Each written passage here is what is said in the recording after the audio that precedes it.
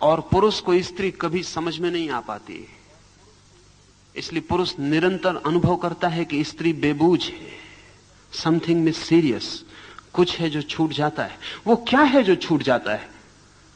निश्चित ही पुरुष और स्त्री साथ साथ जीते हैं। पुरुष स्त्री से पैदा होता है, स्त्री के साथ जीता है, प्रेम करता है, जन्म पूरा जीवन बिताता है।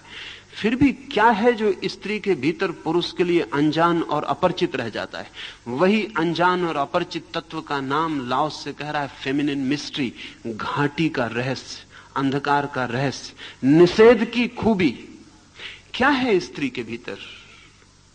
अगर एक स्त्री आपसे प्रेम में पड़ जाए तो भी आक्रमण नहीं करती, प्रेम में भी आक्रमण नहीं करती है, प्रेम में भी प्रतीक्षा करती है, आक्रमण का मौका आपको ही देती है। आप कभी किसी स्त्री से ऐसा न कह सकेंगे कि तूने मुझे प्रेम में उलझा दिया, कि तूने मुझे विवाह में डाल दिया। स्त्रियां ही डालती हैं, लेकिन कभी आप किसी स्त्री से ऐसा न कह सकेंगे कि तूने मुझे प्रेम में उलझा दिया, क्योंकि इनिशिएटिव वे कभी नहीं लेती, पहल वे कभी नहीं करती। वही उनका रहस्य, खींचना बिना किसी क्रिया के, बिना किसी कर्म के आकर्षित करना, सिर्फ होने मात्र से आकर्षित करना, जिसको कृष्ण ने गीता में इनेक्शन कहा है, अकर्म कहा है। स्त्री का रहस्य वही है। वो अगर प्रेम में भी गिर जाए तो उसकी तरफ से इशारा भी नहीं मिलता कि वो आपके प्रेम में गिर गई है। उसकी मौजूदगी आपको खींचती है, खींचती है। आप ही पहली दफा कहते हैं कि मैं प्रेम में पड़ गया हूं। स्त्री कभी किसी से नहीं कहती कि मैं तुम्हारे प्रेम में पड़ गई हूं। पहल कभी नहीं करती, क्योंकि पहल आक्रामक है, एग्रेसिव है, पॉजिटिव है। जब मैं किसी से कहता हूं कि मैं तुम्हें प्रेम करता हूं, मैं अपने से बाहर गया, मैंने कहीं जाके आक्रमण किया, मैंने ट्रेस पासिंग शुरू की, मैं दूसरे की सीमा में प्रवेश कर रहा हूं। स्त्री कभी किसी की सीमा में प्रवेश नहीं करती, फिर भी स्त्री आकर्षक है। उसका रहस्य क्या है? निश्चित ही उसका आकर्षण इनएक्टिव है, एक्टिव नहीं है। पुकारती है लेकिन आवाज नहीं होती उस पुकार में। हाथ फैलाती है लेकिन उसके हाथ दिखाई नहीं पड़ते। निमंत्रण दिया जाता है लेकिन निमंत्रण की कोई भी रूपरेखा नहीं होती। कर्म पुरुष को करना पड़ता है, कदम उसे उठाना पड़ता है, जाना उसे पड़ता है, प्रार्थना उसे करनी पड़ती है, और फिर भी स्त्री इंकार किए चली जाती है। और जब भी कोई स्त्री किसी के प्रेम में जल्दी हां भर देती है, तब समझना चाहिए उस स्त्री को भी स्तृण रहस्य का कोई पता नहीं है। क्योंकि जैसे ही स्त्री हां भरती है वैसे ही व्यर्थ हो जाती है। उसका निषेध, उसका इंकार किए चले जाना ही उसका अनंत रस का रहस्य है। लेकिन उसकी नहीं कुछ ऐसी है जैसी नहीं पुरुष कभी नहीं बोल सकता। क्योंकि जब पुरुष बोलता है नहीं, कहता है नो, इट मीन्स नो, और जब स्त्री कहती नो, इट मीन्स यस। अगर स्त्री को नो ही कहना है तो वो नो भी नहीं कहेगी, क्योंकि उतना कहना भी बहुत ज्यादा कहना है।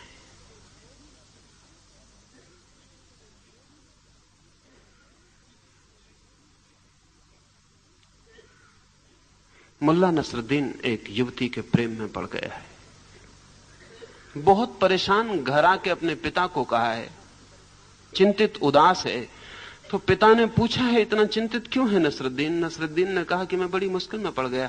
जिस स्त्री के पीछे मैं 9 महीने से चक्कर लगा रहा हूं, आज उसने सब बात ही तोड़ दी। पिता ने कहा तू ना समझ, स्त्री जब कहे नहीं तो उसका अर्थ नहीं नहीं होता। नसरुद्दीन ने कहा वो तो मैं भी जानता हूं, लेकिन उसने नहीं नहीं कहा। उसने कहा कि तू कुत्ता। नहीं उसने कहा ही नहीं। अगर वो नहीं कहती तो अभी मैं और 9 वर्ष चक्कर लगा सकता था।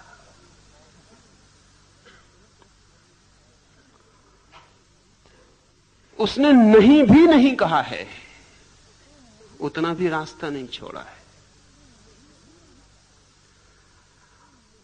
स्त्री जब हां करती है तब वो पुरुष की भाषा बोल रही है। इसलिए स्त्री के मुंह से हां बहुत ही छोटा, उथला और गहरे अर्थों में अनैतिक मालूम पड़ता है, उतना भी आक्रमण है। स्त्री का सारा रहस्य और राज तो इसमें है, उसकी मिस्ट्री इसमें है कि वो नहीं कहती है और बुलाती है, नहीं बुलाती और निमंत्रण जाता है। अपनी ओर से कभी कोई कमिटमेंट स्त्री नहीं करती, सब कमिटमेंट पुरुष करता है, सब प्रतिबद्धताएं पुरुष की हैं। और इस भ्रांति में कोई पुरुष ना रहे कि स्त्री ने कुछ भी नहीं किया है। स्त्री ने बहुत कुछ किया है, लेकिन उसके करने का ढंग निषेधात्मक है, घाटी की तरह, अंधेरे की तरह। निषेध ही उसकी तरकीब है, दूर हटना ही पास आने का निमंत्रण है। उसकी बचने की कोशिश ही बुलावा है। ये फेमिनिन मिस्ट्री है, और इसमें और गहरे उतरेंगे तो बहुत सी बातें ख्याल में आएंगी। स्त्री संभोग की दृष्टि से भी निषेधात्मक है, पैसिव है। इसलिए दुनिया में स्त्रियों के ऊपर कोई बलात्कार का जुर्म नहीं रखा जा सकता। किसी स्त्री ने लाखों वर्ष के इतिहास में किसी पर बलात्कार नहीं किया है। स्त्री के व्यक्तित्व में बलात्कार असंभव है। पुरुष बलात्कार कर सकता है, करता है, और 100 में 90 मौके पर पुरुष जो भी करता है वो बलात्कार ही होता है। 100 में 90 मौके पर, उन मौकों पर नहीं जो अदालत में पकड़े जाते हैं। पति अपनी पत्नी के साथ भी जो संबंध निर्मित करता है उसमें 90 मौके पर बलात्कार होता है, क्योंकि स्त्री चुप है। उसकी चुप्पी हां समझी जा सकती है। और जो हमने व्यवस्था की है समाज की पति के प्रति, हमने उसका कर्तव्य बांधा हुआ है।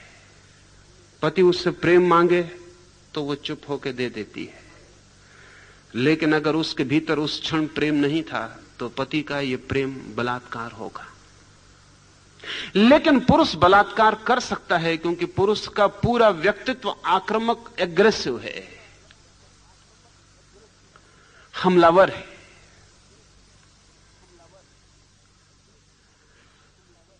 स्त्री का व्यक्तित्व रिसेप्टिव, ग्राहक है। यह न केवल व्यक्तित्व बल्कि शरीर की संरचना भी प्रकृति ने ऐसी ही की है कि स्त्री का शरीर केवल ग्राहक है, पुरुष का शरीर आक्रामक है।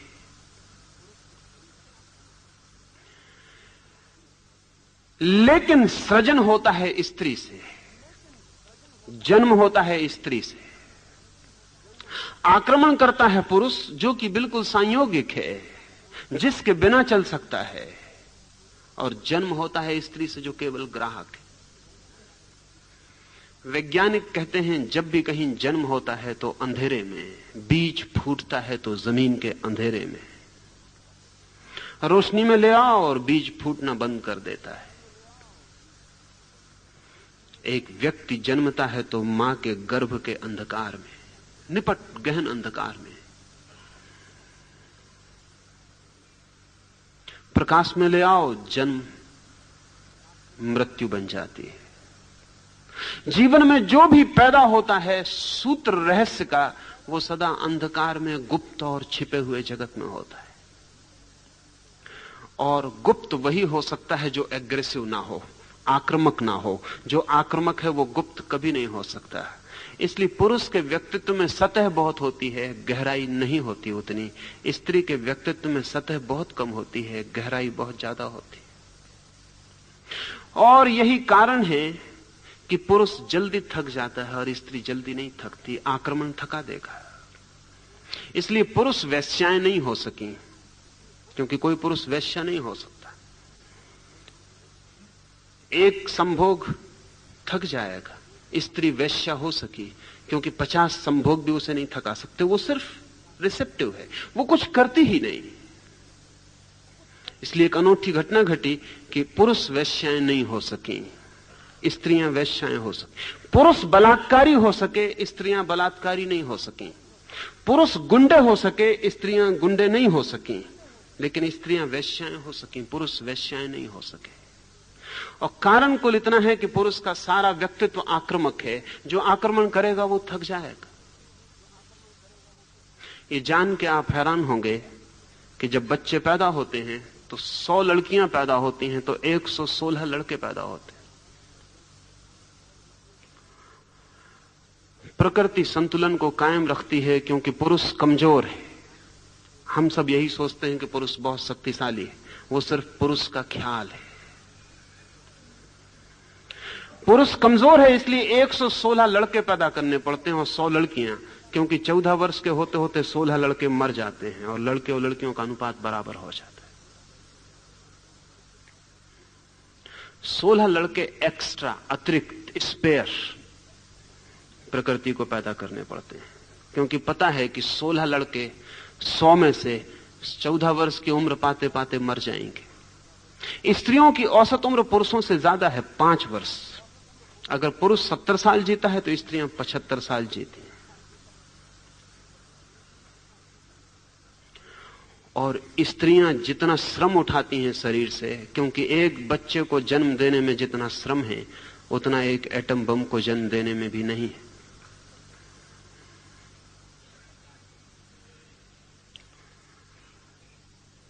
एक स्त्री 20 बच्चों को जन्म दे और फिर भी पुरुष से 5 साल ज्यादा जीती है। स्त्रियां कम बीमार पड़ती हैं और जो बीमारियां स्त्रियों को हैं वो स्त्रियों की नहीं, पुरुषों ने जो समाज निर्मित किया है उसकी परेशानी की वजह से। स्त्रियां कम बीमार पड़ती हैं, फिर भी जितनी बीमार पड़ती हैं उसमें भी कोई 70% कारण पुरुषों ने जो व्यवस्था की है वो है, स्त्रियां नहीं। क्योंकि सारी व्यवस्था पुरुष की है, मैन डोमिनेटेड है और पुरुष अपने ढंग से व्यवस्था करता है, उसमें स्त्री को एडजस्ट होना पड़ता है, वो उसकी बीमारी का कारण है। हिस्टीरिया पुरुषों के समाज में स्त्रियों को एडजस्ट होने का परिणाम है। अगर स्त्रियों का समाज हो और पुरुषों को उसमें एडजस्ट होना पड़े तो हिस्टीरिया इससे 5 गुना ज्यादा होगा। करीब करीब सारे पुरुष पागल हो जाएंगे।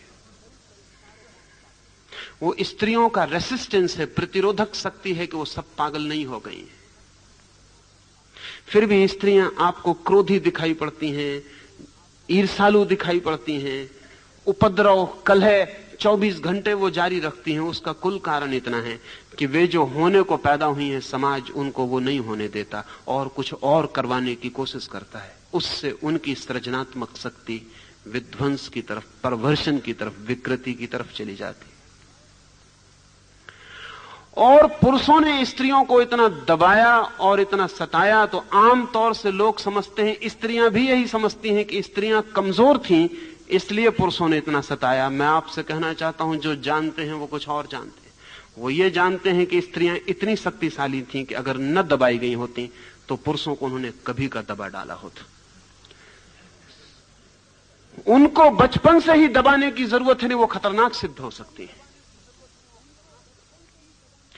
स्त्रियों को सारी दुनिया में दबाए जाने का जो असली कारण है, वो असली कारण यह है कि वो इतनी शक्तिशाली सिद्ध हो सकती हैं अगर बिना दबाई छोड़ दी जाएं कि पुरुष बहुत मुश्किल में पड़ जाएगा।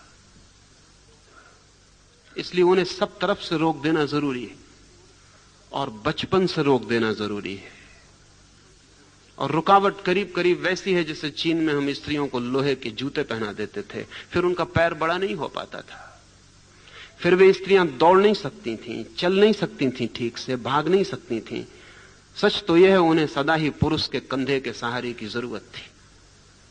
और फिर पुरुष उनसे कहता था नाजुक, डेलिकेट। और नाजुक होने को पुरुष ने एक मूल्य बना दिया, एक वैल्यू बना दिया, क्योंकि स्त्री नाजुक हो तो ही उस पर काबू किया जा सकता है। स्त्री पुरुष से ज्यादा मजबूत सिद्ध हो सकती है अगर उसको पूरा विकसित होने दिया जाए, क्योंकि प्रकृति ने उसे जन्म की शक्ति दी है और जन्म की शक्ति सदा उसके पास होती है जो ज्यादा शक्तिशाली है। अन्यथा गर्भ को खींच लेना असंभव हो जाएगा। लाओस से कहता है इस स्त्रीण रहस्य को ठीक से समझ लें, ये घाटी की जो आत्मा है इसे ठीक से समझ लें। ये घाटी की आत्मा कभी थकती नहीं, ये कभी मरती नहीं। ये जो निषेध है, ये जो न करने के द्वारा करने की कला है, ये जो बिना आक्रमण के आक्रमण कर देना है, ये बिना बुलाए बुला लेने का जो राज है, इसे ठीक से समझ लें। क्योंकि लाओस से कहता है इस राज को समझकर ही कोई जीवन के परम सत्य को उपलब्ध कर सकता है। हम पुरुष की तरह परम सत्य को कभी नहीं पा सकते, क्योंकि परम सत्य पर कोई आक्रमण नहीं किया जा सकता। कोई हम बंदूकें और तलवारें लेकर परमात्मा के मकान पर कब्जा नहीं कर लेंगे। परमात्मा को केवल वे ही पा सकते हैं जो स्त्रीण रहस्य को समझ गए, जिन्होंने अपने को इतना समर्पित किया, इतना छोड़ा, लेट गो, कि परमात्मा उनमें उतर सके। ठीक वैसे ही जैसे स्त्री पुरुष के प्रेम में अपने को छोड़ देती है, कुछ करती नहीं, बस छोड़ देती है, और पुरुष उसमें उतर पाता है। एक बहुत अनूठी बात जो इधर 10 वर्षों में ख्याल में आनी शुरू हुई, क्योंकि वास्तविक स्त्री खो गई है दुनिया से, और जो स्त्री है वो बिल्कुल सूडो है, वो पुरुष के द्वारा बनाई गई है, वो बिल्कुल बनावटी है। जिसको हम आज स्त्री कह के जानते हैं वो पुरुष के द्वारा बनाई गई गुड़िया से ज्यादा नहीं है। वो स्वाभाविक स्त्री नहीं है जैसी होनी चाहिए। अभी पश्चिम में एक छोटा सा वैज्ञानिकों का प्रयोग चलता है, जिसमें वो ये कोशिश करते हैं कि क्या ये संभव है, और तंत्र ने इस पर बहुत पहले काम किया है, बहुत पहले, कोई 2000 साल पहले, और यह अनुभव किया है कि यह हो सकता है। स्त्री और पुरुष के संभोग में चूंकि पुरुष सक्रिय होता है, अगर पुरुष सक्रिय ना हो पाए तो संभोग असंभव है। अगर पुरुष कमजोर हो जाए, वृद्ध हो जाए, उसके जनन यंत्र शिथिल हो जाएं तो संभोग असंभव है।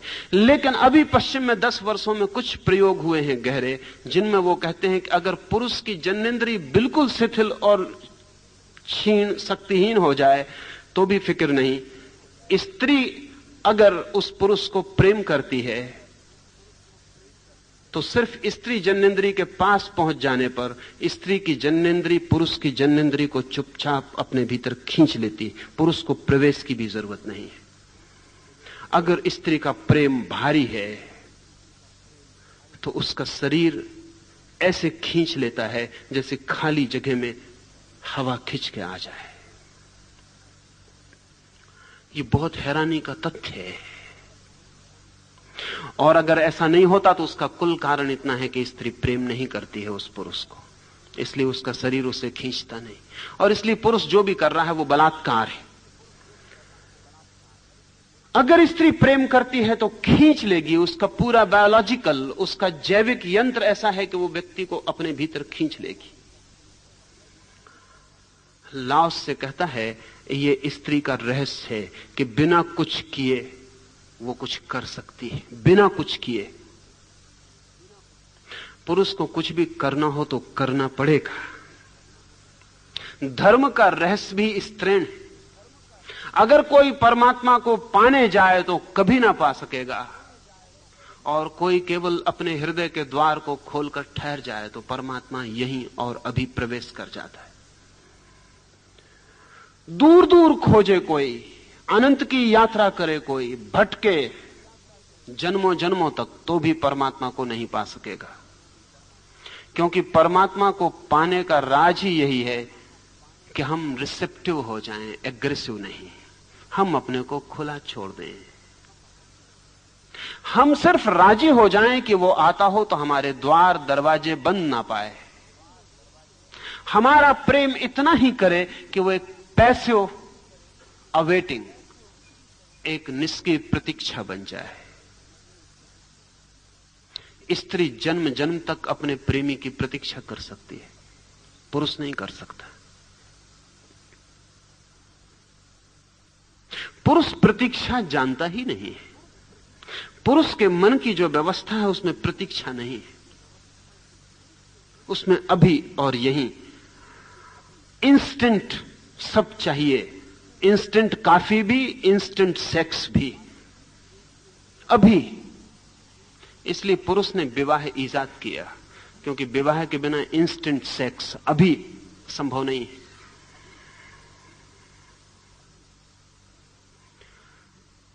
पुरुष प्रतीक्षा बिल्कुल नहीं कर सकता, आतुर है, व्यग्र है, तनावग्रस्त है। लेकिन स्त्री प्रतीक्षा कर सकती, अनंत प्रतीक्षा कर सकती।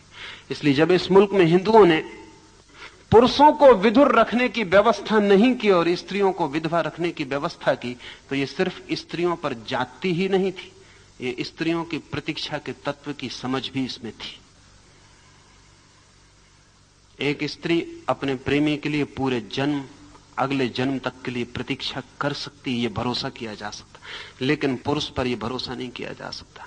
इसलिए भारत ने अगर स्त्रियों को विधवा रखने की व्यवस्था दी और पुरुषों को नहीं दी, तो सिर्फ इसलिए नहीं कि यह व्यवस्था पुरुष के पक्ष में थी, जहां तक मैं समझ पाता हूं यह पुरुष का बहुत बड़ा अपमान था। ये स्त्री का गहनतम सम्मान था, क्योंकि इस बात की सूचना थी कि हम स्त्री पर भरोसा कर सकते हैं कि वो प्रतीक्षा कर सकती, लेकिन पुरुष पर भरोसा नहीं किया जा सकता है। पुरुष पर भरोसा नहीं किया जा सकता, इसलिए विधुर को रखने के लिए आग्रह नहीं रहा। कोई रहना चाहे वो उसकी मर्जी, लेकिन स्त्री पर आग्रह था। और आग्रह इसलिए था कि उसकी प्रतीक्षा में ही उसका वो जो स्त्रीण तत्व है वो ज्यादा प्रकट होगा। उसे जितना अवसर मिले निष्क्रिय प्रतीक्षा का, उसके भीतर की गहराइयां उतनी ही गहन और गहरी हो जाती हैं और उसके आंतरिक रहस्य मधुर और सुगंधित हो जाते हैं। एक बहुत हैरानी की बात मैं कभी कभी पढ़ता रहा हूं, कभी मेरे ख्याल में नहीं आती थी कि बात क्या होगी।